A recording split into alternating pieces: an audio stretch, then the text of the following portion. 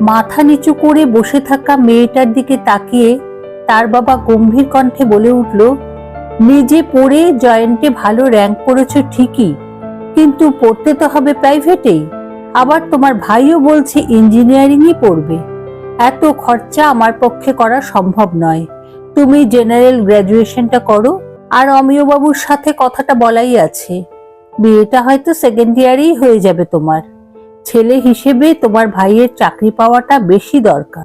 20 বছর পর টেলিফোনে মেয়ের কান্নার আওয়াজ, বাবা আমায় ক্ষমা করো, আর আমাদের বাড়িতে কোনোদিন এসো না। তোমার শেষ কেমোথেরাপির পর তোমার জামাই অমরকে বলেছিলাম বাবা এরপর থেকে আমাদের সাথেই থাকুক, ভাইও বিদেশে। তার উত্তরে আমাকে বলল, নিজের তো 1 পয়সা রোজগার করার মুরদ নেই, একটা পাতি গ্র্যাজুয়েট। এখন নিজের সাথে সাথে নিজের বাবাকেও আমার ঘাড়ে। লজ্জা করলো না বলতে?